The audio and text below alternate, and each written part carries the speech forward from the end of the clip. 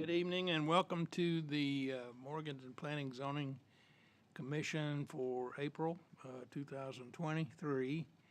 Tonight we have a very aggressive meeting to cover lots of administrative things that the planning and zoning staff, the design department have gone over with the existing ordinance that need to be addressed to enhance and provide additional clarity. To kick things off, though, we need to go back and recover some old business. First of all is the review and approval of our last meeting, regrettably, was December. Hopefully everybody on the commission's had an opportunity to see that. I'm open for any additions, deletions, changes. Seeing none, I'll move that those are approved. Let's go on to city council actions since our last meeting in December. I think there was one item that went to them in January. Wendy, you want to cover that real quick? The Western Piedmont Alternative Plan for Landscaping went to City Council in January, and it was approved. The same plan that you guys reviewed and recommended for approval in December. Comments, questions? All right, hearing none, we'll move on to appearances. This is a portion of our meeting which allows the general populace to come and talk to us if they got a concern. But seeing nobody's in our audience tonight, regrettably, we'll move on to the new business. I'm going to open that up. And under that, we've got a number of amendments, appendices that we're going to be addressing. The first one is a consideration of an amendment to the zoning ordinance that will be amending performance standards. Wendy, if you'll take that, please. Or are you going to? I actually have a presentation, so okay. I might just start the presentation. If I can put that up. There we go. So there are 4 different areas proposed for amendments. We were asking for one motion on all of those, but 4 different proposals. The first one was changes of setbacks to support a townhome style development. Then it was changes to clarify the performance standards and provide additional options for achieving performance standard points. There were some minor changes required for compliance with the General Statute 160D and some other minor amendments to basically clarify or modify current requirements and address some minor typographical errors. So the first one we were proposing to look at is the dimensional standards for multifamily height and multifamily height on here. So we have a recent proposal for townhome development, and in reviewing the zoning ordinance, we realized that somehow in the changeover from the previous ordinance, there had basically been a mistake where you could not do townhome attached development because you required a 5-foot setback, side setback for every house. So we reviewed all the requirements to be able to adjust that to allow that townhomes type development that we've all agreed is a type of development that we would like in town, that we have in town in various places. So it's really, that started out as an amendment to make sure that that type of development worked. So that's really the 0 under the side setback that's now allowed in LID. You can see where the ones below that allowed 0 for attached previously. The LID did not have that option for probably just an oversight, is what we're understanding. However, in reviewing the setbacks, we realized that the front and rear setbacks were also potentially not appropriate for townhome development. The 20 and 25 were considered excessively deep front setbacks for the townhome development, the successful townhome development that we had in town. A lot of people buy townhomes because they don't want to take care of a yard or landscaping and making them have 25 feet of frontage and they don't have anywhere to store a lawnmower. It gets a bit difficult for them. So we drew the proposed revised standards from the existing developments that we have that have been successful and have sold in town. The last change that we had there in terms of the setback is we did make a note for the rear setback that if you have 15 or 5 feet, that's totally fine for your building wall for your house. But if you have a garage, you're not able to park a car without it overhanging into the alley behind you. So we made that a minimum of your garage door needing to be set back a minimum of 18 feet. Not the rest of your house, just the garage door portion of it. You're probably only going to have one garage space with a townhome due to the, probably a 25-foot lot and that sort of thing. So, but you often have two people living there and two cars. So being able to have them be able to park on their lot, because again, a 25-foot width and a 9-foot wide driveway or something, 12-foot wide driveway, you're not going to have room to park a car in front of your house either.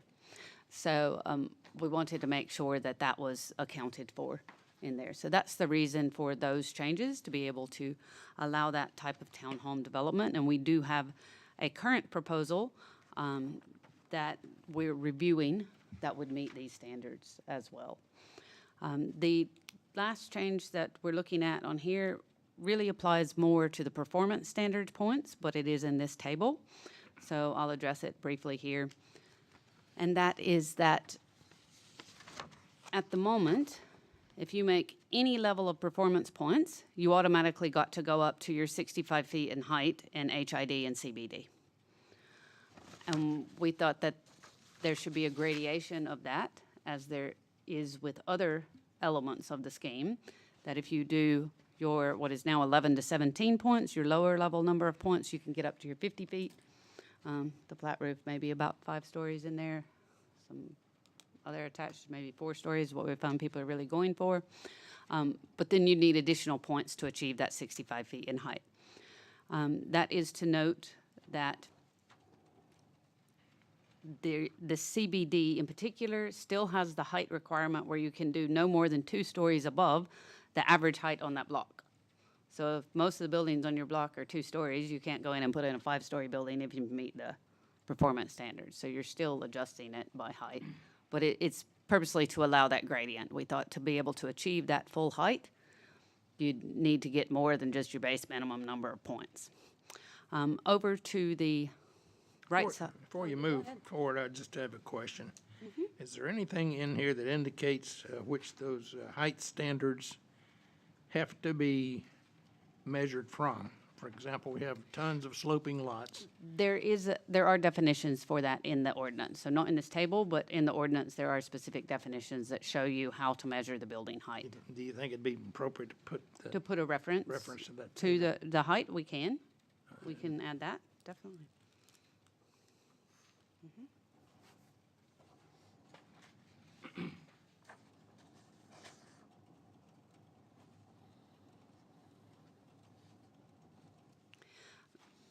The final item on that page is the 2 definitions that we've proposed for different types of multifamily dwellings. And that is that when we discussed trying to adjust the standards for townhomes, we made an acknowledgement that condos very often visually look exactly like townhomes, but the difference is we're not selling the land beneath the lot. We're not selling the outside of the walls. We're just selling you what's inside the walls. But the type of development looks exactly the same. Likewise, you may have single-story apartments that kind of function the same. So we wanted to make a distinction in the building type, which is really about what the form-based code is all about, rather than the specific type of development. And that's where we've come to these 2 different definitions of a type 1 and type 2 multifamily, where type 1 is where you actually have dwellings stacked above one another. So the apartments connected to this building is a type 1. A single-family townhome on a single-family lot that you've sold, or a condo where you've only got that piece inside the walls but looks just like a townhome with no other dwelling above it, is type 2. And it's those type 2 developments that we're trying to regulate with the 10-foot front setbacks and so forth, that type of look, rather than a 4-story apartment complex. We'd still like that to be set back at the 20 or 25 feet as required in that section. Any more questions about that page?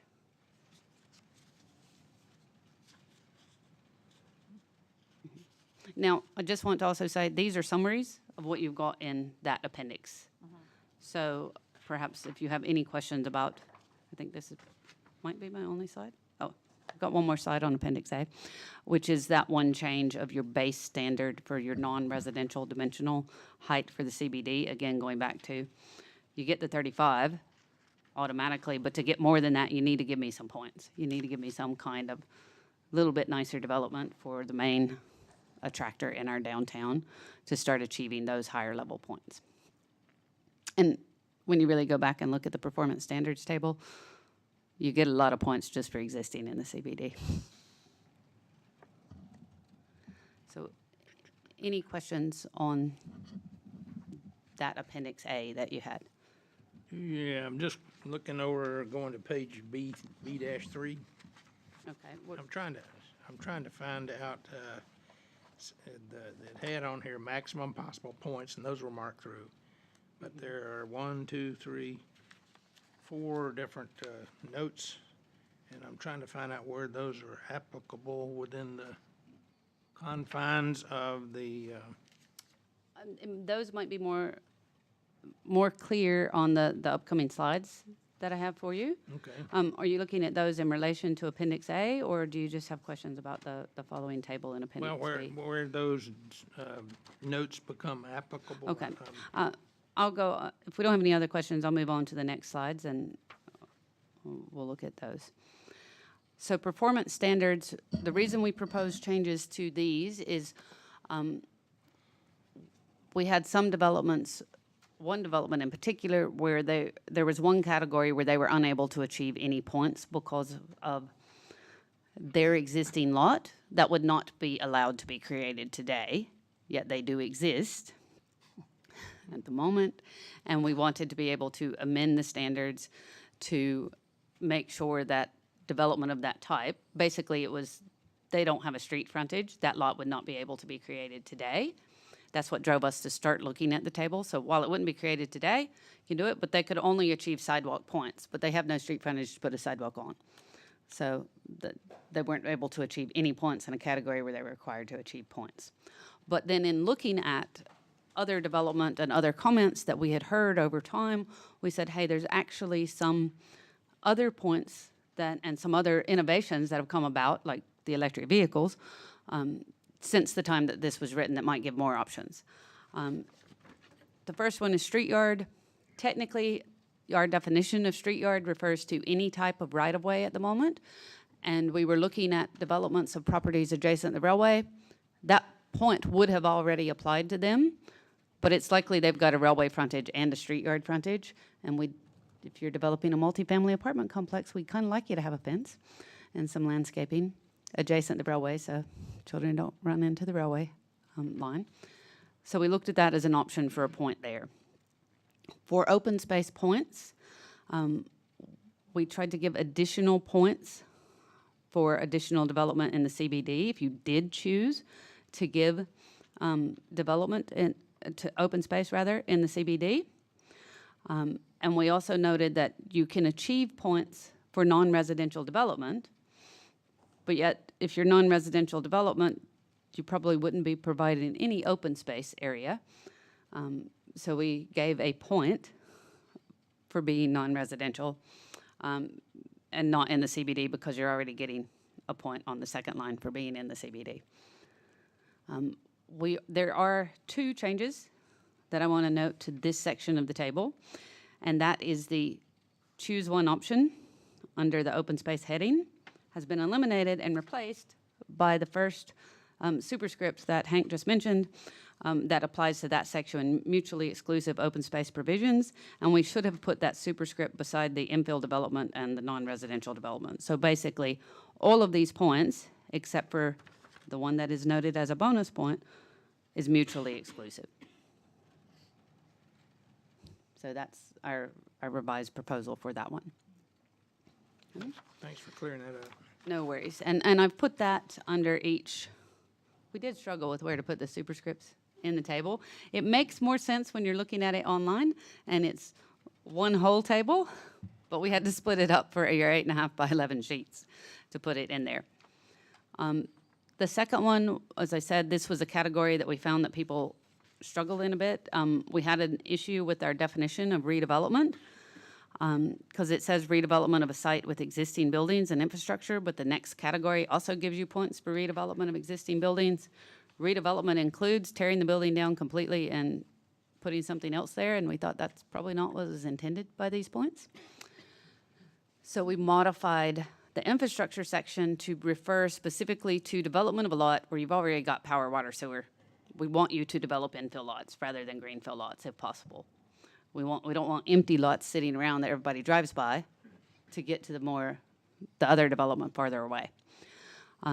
So that's what the first 2 points are about there.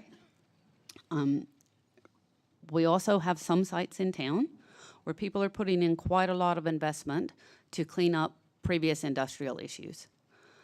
So including a lot across the street that you occasionally see people at pulling gas off from the old gas station. So we determined that if you're going to go to the effort to remediate a brownfield site, that earns you a point on there. Now, we specified the remediation because there are brownfield sites where someone else has previously done the remediation in the past and you have no skin in the game on that. So you need to be doing the remediation to get that point. Not 50 years ago, it was a factory and it's all totally fine now. The point is to reward you for actually doing that remediation. We specified the difference between new sidewalks. We were giving you points for sidewalks, but what if you already had a sidewalk? Are you just not eligible for those points? So we made a note that if you're upgrading your existing sidewalk to comply with current standards, that you would get a point for that. Or if you had that rare situation where you have an existing lot with no street frontage, you get your point, because where else are you going to put your sidewalk? Because this category is largely structured with a number of points you need to try to drive people towards building a sidewalk, because we do want the sidewalks to connect our community. So previously, if you didn't have reuse of an existing building or existing site with infrastructure, your only option was to build a sidewalk. And we wanted to keep that as much as possible, that would be one of the most attractive and easily obtained points, because that's the goal we have, is to connect. However, we noted that we allowed you to get a point for addition of pervious paving in the CBD, but we didn't give you points for that elsewhere. So we wanted to incentivize that in some other locations. We have people that are already doing that. And that's not just grass paving. It might be concrete pavers that are pervious in some manner. So we wanted to acknowledge that might be an option. So that concrete paving still meets our standards of having the sealed paved area, but it's also good for the environment. Also, one of the things I mentioned before, electric vehicles. People have been telling us we want more options for points. This is one where you can give something that might, it's an innovative and opening area. Something that can contribute to the community is being able to provide your electric vehicle charging stations. So there are those couple of mutually exclusive provisions in there. You don't get a point for reuse of your existing site. Either you're reusing an existing site or your initial development of a vacant site. Like, you have to be one or the other. So those are mutually exclusive. Any questions on that page? Well, just a thought on pervious paving. I'm a proponent of that. I've also seen some creative approaches to water harvesting under driveways. Mm-hmm. Would we even give consideration to doing that?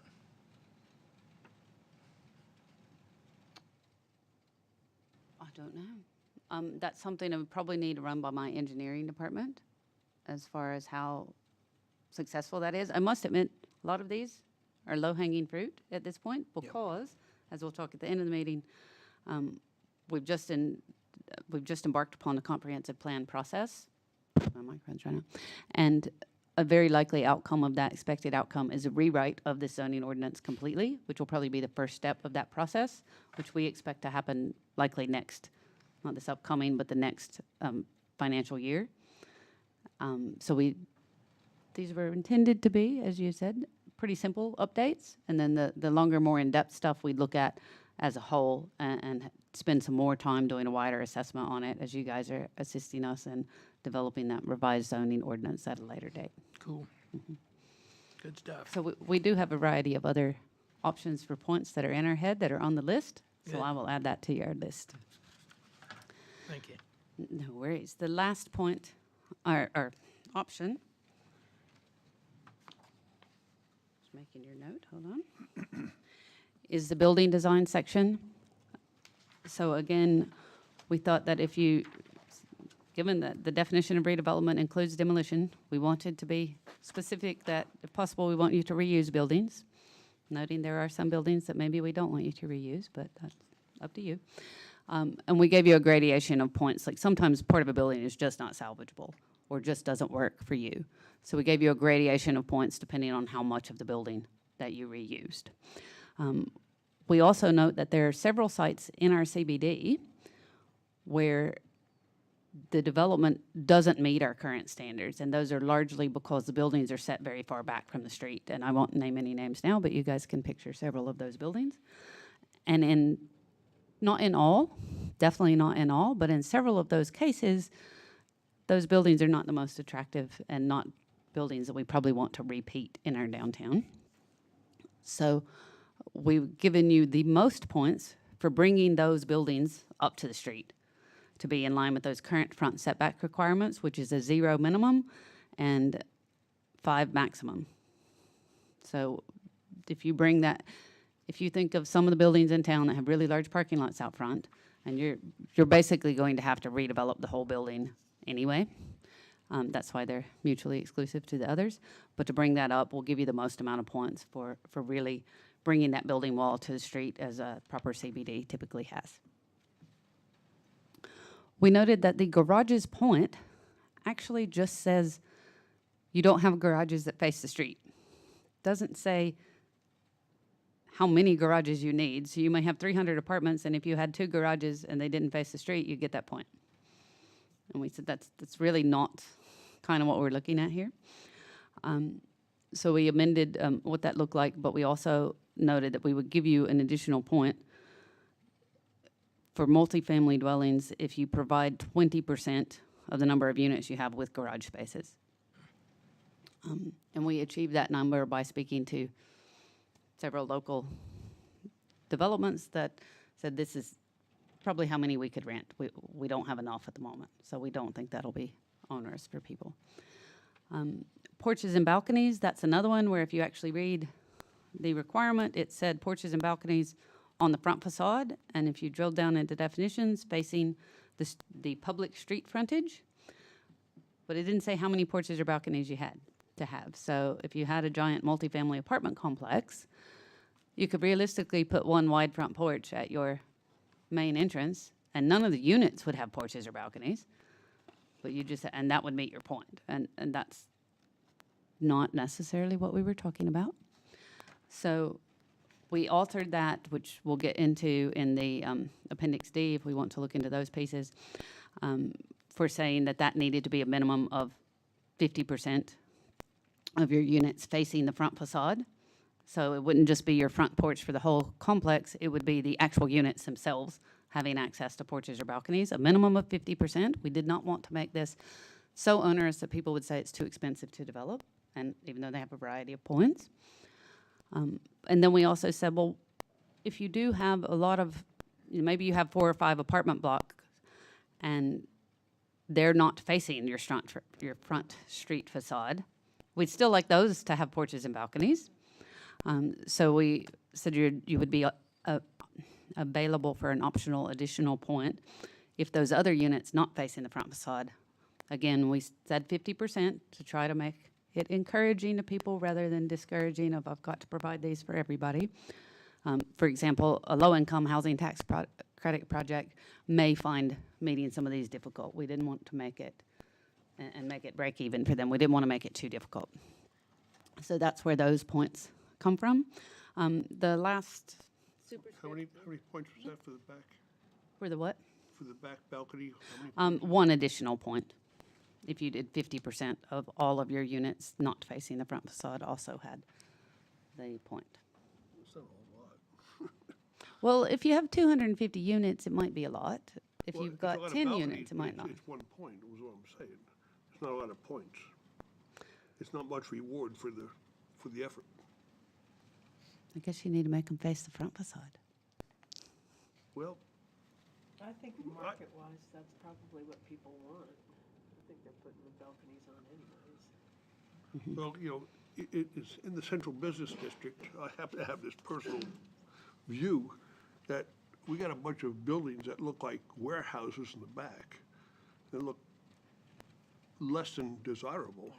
And by putting a balcony in the back of some of those buildings, it dresses up downtown quite a bit. Now, it gets a little pricey, I happen to know, but, you know, I think there ought to be some encouragement there. I think in that situation, you're going to have already got the 5 points for the redevelopment of the existing building. So you're not going to probably be renovating the building itself to get the rest of the points. That's what we're finding. People aren't needing those other points. They're not putting that investment in because they've already got their 5 points. Should they? Be an interesting visit tomorrow. Or two.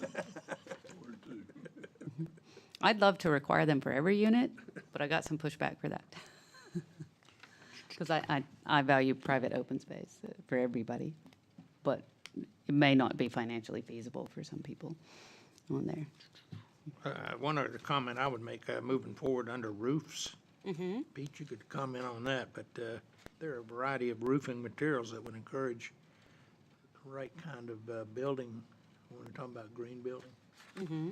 And I would think we could offer a variety of points depending on the type of construction materials for that.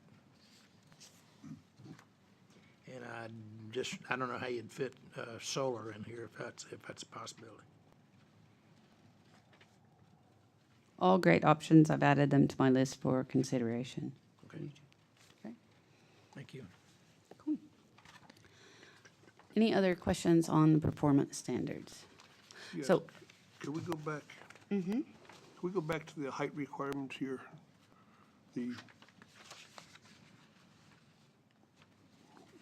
Walk me through this part about, you know, the central business district.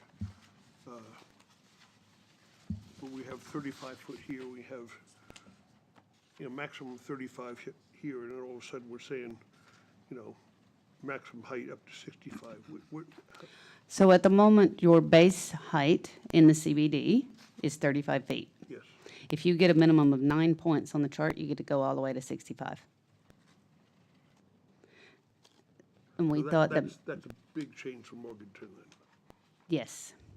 So our proposal was that you need to do more nice things to get all the way to 65.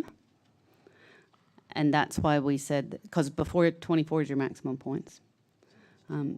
So we said that maybe there's a gradation in there. You need to do more nice things to your building to get up to 65. Noting, however, that again, we still have the restriction of you cannot go more than 2 stories higher than the average of the existing buildings on your block.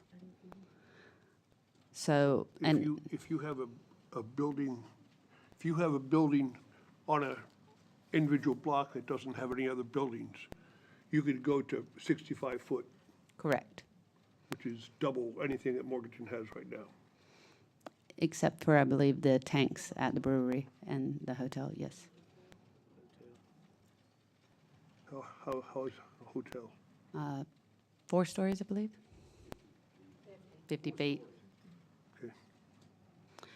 So basically what we're finding is on our main streets downtown, the average height is 2 stories. So you're never going to get more than 4 stories there until everybody goes to 4 stories, and then that last guy could go to 6 because your average height is over that.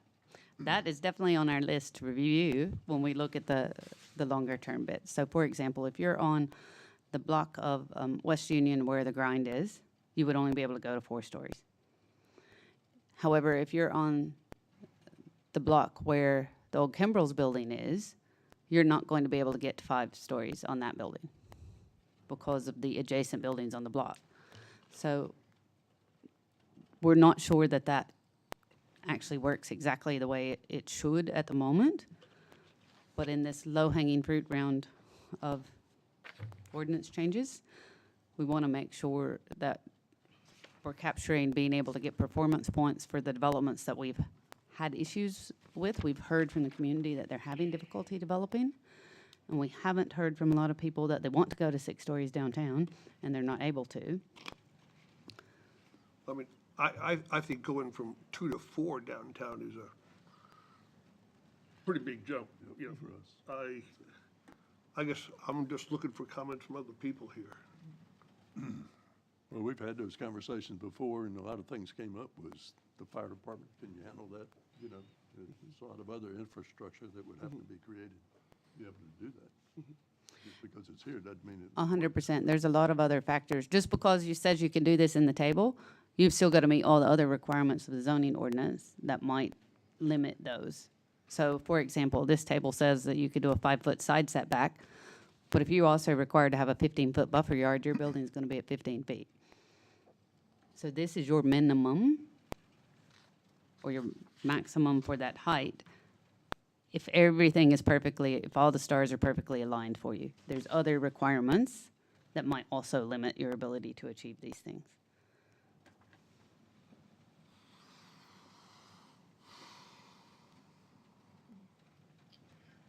I think that's something that you roll over into the comp plan, because that building height downtown is gonna be an issue.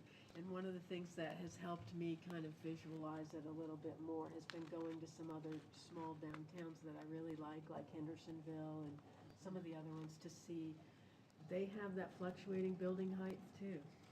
And it's working for them. I don't know if it would work for Morganton, but it does work. And it can be done to maintain character. Judy has a really good point about the comprehensive plan, which Hank and I plan to talk about at the end of this process. But the comp plan's purpose is to set the vision for the city, and that's why we're hesitant to make too many changes to the zoning ordinance now, when we're potentially resetting that vision over the next 12 months anyway. We don't want to get out of line with the vision that we're not really sure what it exists at this point. So we'll be taking all of that information as part of the comprehensive plan and putting it into the development of a completely reworked zoning ordinance. There was another point I had about, the other thing that we really need to look at in terms of building heights in our downtown in particular is, I think one of the reasons that Hendersonville works really well with larger buildings, or Statesville works really well with larger buildings, is they have very wide downtown streets. We have very narrow downtown streets that are only barely 3 lanes wide in there.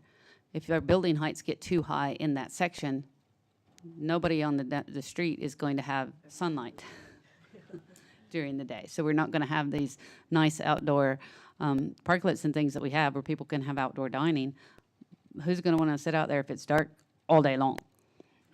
So we need to make that, that's one of the considerations that we need to have in terms of how tall the buildings can go on some of our streets, is what's that going to do to making sure that our streets are not shaded 100% of the day.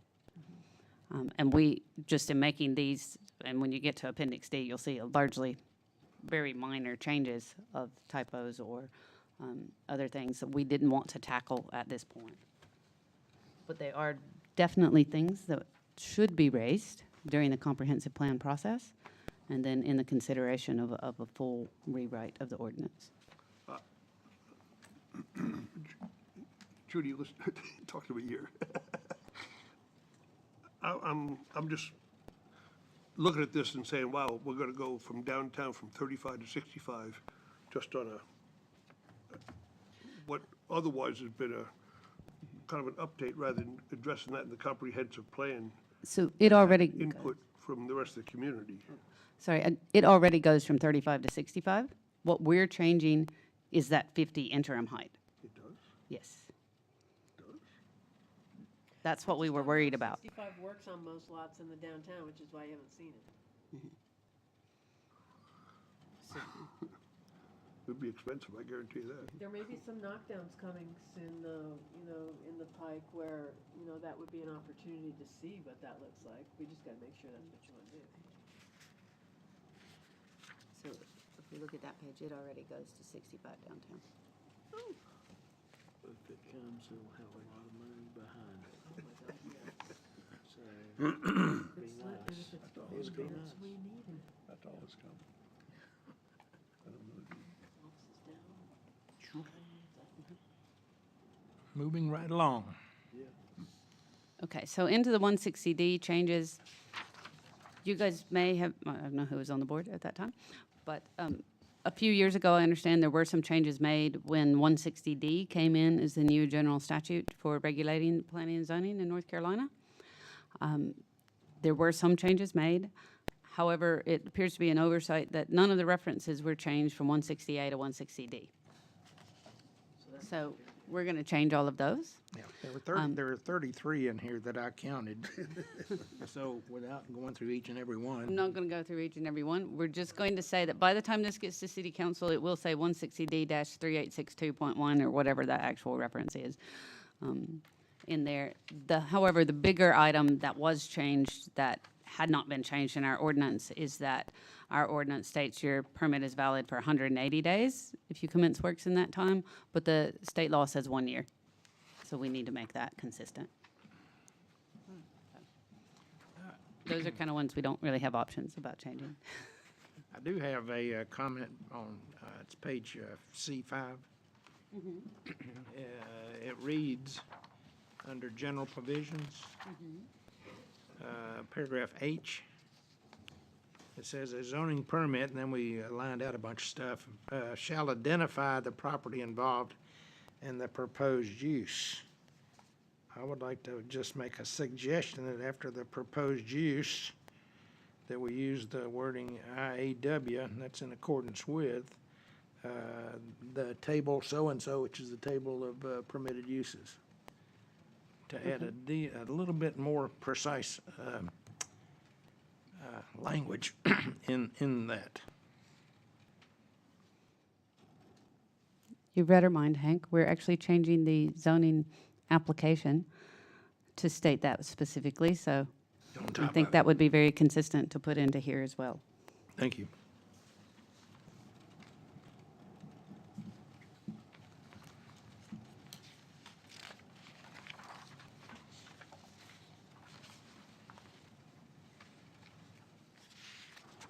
Okay, moving on to Appendix D. These are modifying or clarifying requirements. There's a lot of information in there. The information that was to clarify our current requirements, I haven't included in this slide. That's things like guying and staking of your plants must be removed after 1 year because that's going to then damage the tree. That's just a reminder to everybody that they have to do that, and we already require them to do that, and we wanted to make it really clear up front that they had to do that. So those types of items that are, another great one is, I actually think I have another slide about that, so I'll look at these and then we'll go to that later. We wanted to clarify that a notice to proceed is a zoning permit, that we're going to issue a zoning permit, not a separate document for those larger developments as well. And in looking at making that change, we decided to just eliminate calling it a notice to proceed. They're all zoning permits. We had a lot of different types of uses for different utility things, but electric substation was missing, and we do have those. So we put those in. Amend regulations for keeping of fowl. There was a discrepancy between the other portions of the nuisance ordinance that we had and the planning and zoning in terms of one said that you could have them on a half acre and one said that you needed a full acre. So we brought that into alignment so there's not confusion over where you can have chickens or not. Is You there can't a have limit to how much of the half acre is fowl or livestock? I mean, can they just take a half acre lot and turn it into a corral or, you know? It's an accessory use to a single family So use or to a residential use, so they'd need to have a house of some sort on that block. And that block would need to be a minimum of a half acre, so you wouldn't be able to have a half acre just for the Right. chickens. I got that. I'm But just trying to see, is there a limit to you- what they can do? But if you wanted to fence your whole yard and have your house in the middle and the chickens running around there, Or no. whatever. there's not. But you can't have a rooster. Have you ever lived there? I think, I believe the ordinance does, the nuisance ordinance does specify. It's 5, there's a limit of 5, and they have to be under 15 pounds. There's a different acreage that you need if your fowl weighs more than 15 pounds. I'll let you, I'll let I the don't have a- enforcement officer I'm go I'm after gonna it. let Tom be the one to weigh these. When the sun comes up.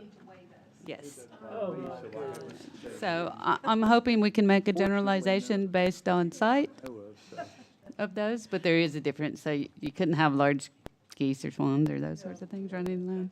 The other thing that said there's no swine. Horses, so, and everything. We have a requirement currently that you do a buffer yard between a single-family use and a multifamily use, or a multifamily use or a single-family use and a commercial building. That's a 15-foot buffer. If you put up a fence, it's 7.5 feet buffer. But in the CBD, you're allowed a 0-yard setback, but then we're saying that you might need to put in 15 feet of landscaping. They seem contradictory, and if you actually look at the old performance standard table, we think this line was already an oversight because it gave you different points for a buffer yard in the CBD as an additional extra thing. And we took the view that if you're in the CBD, you should expect commercial development nearby. You should expect multifamily development nearby. That single-family homes are probably more of an anomaly there. And that by living in the CBD, you acknowledge you may have these types of uses right next door. Given the wide variety of uses allowed in LID, HID, MID, that might not be something that you would expect in that neighborhood. So fine, we'll leave those requirements there. But in the CBD, do we really want big 15-foot strips of landscaping scattered through our CBD, or do we want buildings adjacent to each other like a typical CBD? So we've eliminated that buffer yard landscaping requirements. We actually had several lots that was making them undevelopable once they had to put that 15 feet all around them. So the next one is chain link fencing. We don't allow chain link fencing in our river district. We don't allow it in our corridor overlay, and we don't allow it in our neighborhood overlays in the front yards. So there was a question as to why we would allow that in the front yards in our CBD. So we've made that consistent. If we want the CBD to be the premier showcase of the city, that will make it consistent with the highest level requirements that we have for that section. We also had an issue with the fencing requirements where your front fence often had to be 5 feet, and your side and rear fences needed to be 8 feet, or could be 8 feet. But if we've got a utility site that we want to protect, such as a new lift station or gas lines that you see on the corner across from the NCSD field and that sort of thing that you definitely don't want people in, didn't really make much sense to have 8-foot fencing around 3 sides and 5-foot fencing on the front. So we said that for those sites, 8-foot fencing, security fencing is automatically allowed, particularly, I think, in the wake of some of the recent attacks that we've seen around the country on those types of facilities. That did necessitate, later you'll see, in creation of a definition for utility sites that would just encompass all of those permitted uses from the table that Hank mentioned before, including the new electrical substation use. We do also have correctional facilities and the one mining and quarrying use that happens to be within our zoning jurisdiction, and we said that those are 2 types of uses that we have that are permitted that we would also think would benefit for automatically allowing that 8-foot fencing there. Any questions on any of those? Okay. We clarified that you could get your performance standard points for non-residential sidewalks and payments in lieu. It wasn't just for multifamily. The points were only discussed in that section of the ordinance. But again, you couldn't get enough points for any non-residential building without your sidewalk point, so we wanted to make sure that's clarified. I already talked to you about the performance standard point for porches and balconies. And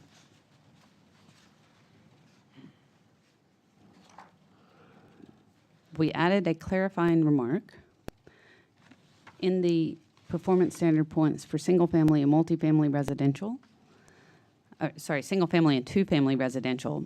So what happens in those situations are you get if you propose a subdivision or a zoning layout where you can get smaller lot sizes because you're achieving these performance standard points, and we approve your subdivision, you get your lots and you get your new titles. But you've said you're going to build these houses on them that have these certain types of roof outlines, that have these certain types of porches or balconies on them or whatever. But you've not actually had to build that house. You've been given the title to the lot, though. So we said you need to make some sort of covenant that you have to build the house on the lot in accordance with these performance standard principles. That is what has led you to be able to get that smaller size lot. Because you might sell it to somebody else, and then Joe Blow that buys it doesn't know, and he just wants to whack any house up there. That's not what we're about. Because in some cases, it may be the same developer building all the lots, and others, it may be them selling them all. Townhomes, they're probably going to build them because they're connected, but elsewhere, they may not. Hotel definition and motel definition, for some reason, a hotel definition, one of them you had to have 5 rooms, and the other one you had to have 4 rooms, and we just didn't know why that was different. We made them both 4 rooms. If you're wondering the difference in a hotel and motel, hotels open onto a hall. Your doorway to your room opens onto an interior hallway, and a motel, it opens to the outside or to a parking lot. Again, that multifamily dwelling definition that we talked about earlier to create the distinction for the ones that are vertically above each other versus ones that are not.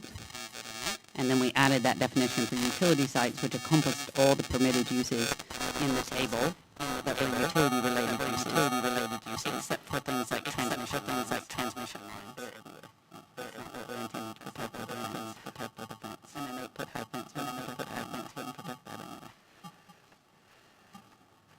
Any questions on any of those? The last one are those, sorry to mention earlier, just clarifying the things we already. If you have a fire hydrant, and we require you in the middle of that 15-foot buffer, we're not gonna let you build a large tree right beside of it, so that we can't get to it to use a fire hydrant. We need a 3-foot clearance around it anyway. So we just wanted to specify that, because we found ourselves having to tell people a lot of times on their drawings, you need to move that tree. Made it get really clear from the beginning. Things like parking lot landscaping, the text said 10 spaces, the table said 9 spaces. We're making it consistent with each other. We had a section for single-family residential lots, and then the table to that referenced multifamily residential lots. So we split that into 2 sections to make it really clear where you're going to look for that multifamily standard. If you have any questions about any of those items, I'd be happy to address those. Others? There were a couple of things. So the landscaping manual used to be section, I believe, 4411 of the ordinance. And at one point, we determined to take that out of the ordinance and make it an accessory document so it could be updated more easily. But we found some references to that old section, which is why you also get the item to specifically say that 4411 has been omitted on purpose. We didn't just skip it. And then there were a few typographical errors. We're also asking you in the motion to just allow us to make the changes for those type, if we find another misspelling. And I did find one word in here that I had put like a to and or something, that you let us fix it without having to come back to you, because right now technically we have to come back to you for that, and that's a waste of your time. So. Agreed. The last thing that we noted is we've had some discussions over the last few days since we sent this to you, and to be honest, right before we sent it to you, and finally decided it was worth raising, and that's the sheet you got earlier today, which is the parking dimensions changes. So you have a comparison. I've only got the final up here on the screen, but you have a comparison of the old table and the new table, and I'll walk you through what the differences in those are. And the reason behind making the changes. The reason behind making the changes are twofold. One is that the stall width for parallel parking, which is your 0-degree angle parking, we had 9 feet in here, but we only do 8 feet on our own streets, and that was all that was necessary, so we wanted to change that to make that consistent. We also found that in a lot of developments, we're finding people building excessively wide drive aisles, such that it would get confusing potentially as to whether there were ability for 2 or 3 cars to pass in those spaces. And we wanted to make it really clear that we expected you to have really clear lanes, that you should have two-way traffic unless there was some major reason why you needed additional space. And that we don't want large expanses of asphalt for no reason in there. We'd rather you invest that in your landscaped area if you've got that excess space on your site. So in order for us to be able to really specifically control that a bit better, we wanted to make it really clear on what your maximum was as well as your minimum. So we've made those changes. Basically, there's a 2-foot leeway that you have in there. You've got your standard minimum, and then you've got, if you do want to make it a little bit bigger, you've just got an odd space, of length in your parking lot. You can have 1 or 2 feet extra if you think you need it for maneuvering space or so forth. But we don't want you to have a 38-foot drive aisle, and then you try 4 cars trying to get past each other on that space. We wanted to clarify that the landscaped island, that's the amount you need for the planting. That's not your curb and your gutter and all that, and then you get 3 feet that you can't fit a tree into. Your parking bay width was a complicated addition of the other things in the table, and we said we can just add that up depending on what you have. We don't need this other table that shows us how it's all added up. And then we were getting questions about what does bumper overhang mean? And what it means is this is where you need your wheel stop if you're going to let the bumper overhang a little bit, so we just called it wheel stop location. We did put in the option for reverse parking because we've got diagrams and stuff in there, but that would only be allowed where it's clearly restricted to you must reverse into these spaces. And then we got your 4 feet so that you don't overhang into those.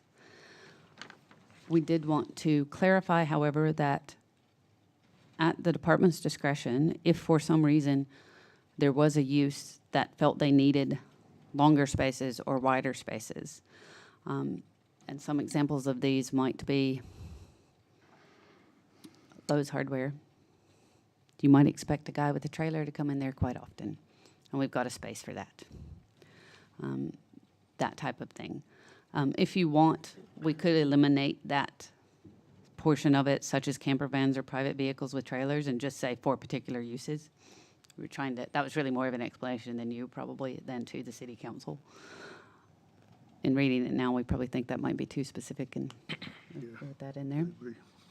So we'll probably just end it after particular uses.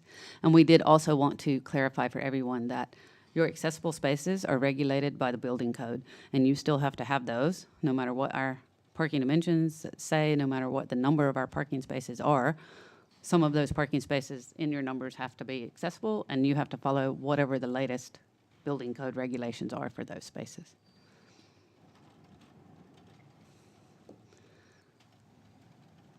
So that's all I have for those until we get to the proposed motion, which is a summary of what you had in your packet. So I'm happy to take any other questions.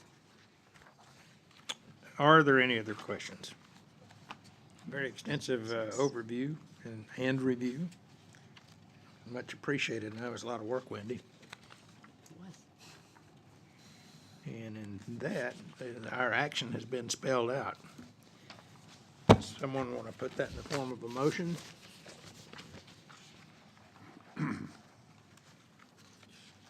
It's quite extensive. 20-minute motion. Apologies, we're remember all that? required to say why it complies with the comprehensive plan. It's got necessary commission action, and it's done by different amendments that have been discussed. There are 4 of those, and at the very end, providing the Director of Development Design Service and their department permission to make other minor clerical or grammatic changes to the ordinance as required without having to come back through the commission. The First Amendment was for dimensional standards, and those were presented in a proposed table update. The second was amendments to performance points and density bonuses. The third is the zoning ordinance compliance with the North Carolina General Statute, Chapter 160D. And then the last was amendment for minor edits to modify or clarify requirements and address topographical areas which Wendy covered in detail. This action is all consistent with the approved land use plan, provides clarity on requirements and corrects errors in the current zoning ordinance. And the final was, again, providing permission for the Director of Design and Development to, and the staff to make appropriate clerical changes as they see fit. And I make that in the form of a motion. And do I have a second that understands that? All right, we have a second. Is there any further discussion or diagnosis of all this information? Nice job. Great. All right, I call for the vote. All in favor, say aye. Aye. Anyone opposed? No. That goes to City Council at their meeting on 1 May 2023, and that meeting is at 6 o'clock. Okay, before we adjourn, I've talked to Wendy about postponing any comments of our comprehensive plan that was announced at the city's meeting that was held earlier or at the end of last month. Wendy, you want to go over that in detail as to what our approach is going to be moving forward? Yes, sir. So we have started an update to the city's Mission 2030 comprehensive plan, because we, as you guys were all at the session, but for the benefit of the people who have now joined us in the audience and people at home, there's a lot of things that have changed in the last 15 years or so since we've done that plan. A little bit over that. I think it was 2009 that started. And we want to make sure that we're still on the right track. We want to go back and review what items have we accomplished, maybe what has fallen by the wayside, not worked so well, and why. And are those still our goals? And many of the things that we've mentioned tonight, a lot of the things that I've heard mentioned tonight are about a lot more environmentally conscious items, the water harvesting, the green roofs, the solar options, pervious pavement, all of that sort of stuff that maybe wasn't as to the forefront. And electric vehicles probably weren't even a reality back then. Looking at those sorts of things, but also looking at things such as we take a sidewalk in Luffy. Where do we want sidewalks? I mean, the comprehensive plan won't say that, but it will give you an idea of where we want to guide these principles. Do we have tree-lined streets, those type of things? Where do we want to concentrate commercial development? Or where do we want to concentrate industrial development? Do we need more residential development? And if so, where are people looking for that? That involves a lot of review of existing data. And it involves a lot of community engagement, because this is a community for the people that live in Morganton, but also the people that work in Morganton, the people that come to play in Morganton as part of nature's playground. A lot of people don't live within the city limits, but they come here every day for work. They come here to eat dinner at night. They come here to ride their bike along the Greenway, et cetera. So a wide variety of people that we want to get involvement and input from, noting that we really do want it to serve our citizens as well. So to assist us in this process, we've hired Kimley Horn and Associates to help us manage that process. We have a core team of individuals here at the city that are working with them, and we're excited to be able to announce some of our upcoming community engagement activities. So we have formed an advisory committee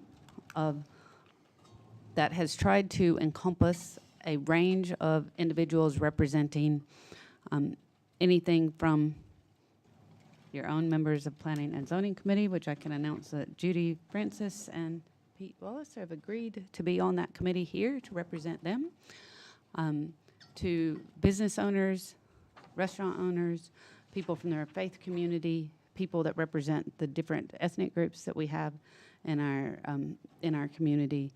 I think we've targeted about 26 individuals for that chart, and we also have the advantage of having 3 local high school students that are going to be able to sit on that committee from our 3 high schools here in the city. So that's excellent to be able to have their input as well.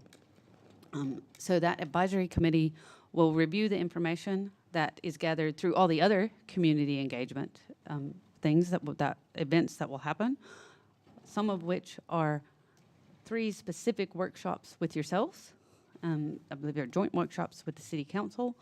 There will be series of stakeholder meetings, 2 different sets of stakeholder meetings that are smaller meetings that might be anything from, here's a meeting for people interested in transportation, to here's a specific site that we're really interested in, and maybe we've got everybody that owns a car dealership in Morganton or something. Or here's a meeting about restaurants. Here's a meeting for people that are interested in some of the recreation spaces. So really concentrating those type of stakeholder meetings as well. We'll have community workshops that are open to everyone in the community, and we certainly encourage anyone listening to this is welcome to attend those community workshops, and we really want to invite and have that input. We'll have stuff online on our web pages and on our social media pages, encouraging input to different events there. We'll have 3 community workshops throughout the process, and we'll also have pop-ups throughout the events, which you might go out to the shops one day and there'll be people there talking about the comprehensive plan and what you want to see. Again, the purpose of the comp plan is to set the vision for the city and to set planning principles against which other planning decisions are made. It will develop a new land use plan for the city, a revised land use plan for the city that says this is where we want these different types of uses in the future. And it will come with a series of implementation actions that we're really excited about, as far as these are the next steps that you need to do to make sure that this isn't just a plan that we've all spent money on and invested in, and it goes and sits on a shelf for the next 20 years, but this is a plan where we actually have actions to make sure that we're working towards achieving this vision. Again, we expect one of those actions to be a full revision of the zoning ordinance, which is why we're doing low-hanging fruit tonight, because we don't want to wear you out on those pieces. I think I can announce that our slogan for the new plan is Imagine Morganton 2040, Dream Plan Act, because we do want to emphasize that we're dreaming about what our future is, we're planning to make it happen, and we're going to act on that vision for what it is. So you'll start to see that pop up in the next few weeks. The first advisory committee meeting is going to be held on May 18th, so that's coming up quite quickly, and then we expect the first wider community involvement, which would involve you guys as well, on that, around that first or second week of June in there, which aligns nicely with your June meeting, I think, for that process. The consultants are coming to town next week, and we're going to give them the Morganton tour, show them all around about all the stuff that they need to know to be sure that they're well informed. And while Kimley Horn is out of Charlotte, some of the people working more specifically on our plan do actually live a lot closer to us. So they're able to get here quite quickly, and many of them have mentioned to us, oh, we've come here to the Greenway, or we've come here for dinner, or so forth. So that's really great to hear as well.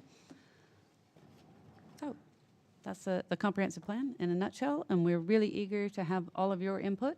I know you guys have already talked to me when I started about your vision for the city, and we want to capture that, and we're really, really excited about you being able to input into that process, and we welcome your involvement. Have you started to put that schedule together for all the various community engagement, or is that still in process, or how does that That's work still in process. We're asking them at this point to start nailing down the expected timeframes for community workshops, where we'll be able to say first couple of weeks of September versus having an actual date. Okay, so that's where we're at. it's more like the fall at this point for some of The that stuff? first round of community engagement Yeah. workshops will be those first couple of weeks of June. Okay, And then I expect we'll have definitely some involvement around the festival time period, because we do have a lot of influx of people and interest in that. And then there'll probably be one later to double check all of the stuff that we're developing. There'll be a period of getting input at the beginning, and then they'll start to be double checking the types of things that they're proposing, that's actually accomplishing what people wanted to hear. We expected about a 14 to 16 month process, and we technically started there at the very end of February, so we're looking sometime next spring to have that finalized. Great. So, Any other comments, questions? We'll be notified of all these yes, sir. meetings. And do look out for emails from Kimley Horn in your inbox as well, because they are, fortunately for Jackie, they're handling a lot more of that communication than happened last time, which will take a bit of the burden off of her. So you may be getting emails from them as well. If we do know a specific contact that they're going to come from, once we have that nailed down, we can let you know as well to make sure it's not in your junk email. So Yeah, send us a warning so we take them out of our we'll send you a junk. warning email. Yes, sir. Anybody else comments, agenda items? I'm going to break a little bit of tradition here. We had two attendees come in after we'd gotten through the appearances section of our meeting. And that opportunity is for you to come and address the commission if you've got a concern about planning or zoning issues. If you do, please now step up, give us your name and address and your concern. We're new to the community and just want to become involved and want what's going on. I missed your name. This is John Day, and I'm Christy Shaw Day, and we just moved to 303 Patterson Street. And we both have been involved in comprehensive planning processes in other parts of the state as citizens and local government. And so we just want to be involved, and so we're here to get information. I teach a class on public participation at the UNC School of Government, and am currently, as a citizen here, just interested in knowing who cares about engagement so that we can, like Wendy was saying, kind of beat the bushes and get people in so that at the early June meetings, we have really good, diverse engagement. So in addition to your advisory group, which is the formal process, Yep. I'm informally having conversations and talking with people. So I just wanted to make sure I have good information. Great. Well, welcome to Morganton, and we hope you'll come back to our future meetings. And I hope you'll also talk to Jackie, who is the administrative assistant for design and development, and let her know your names for future positions we have on the commission. Anything else, folks? If not, We do expect to have a May P and Z meeting for a proposed rezoning in the community. good deal. All right, hearing nothing else, meeting's adjourned.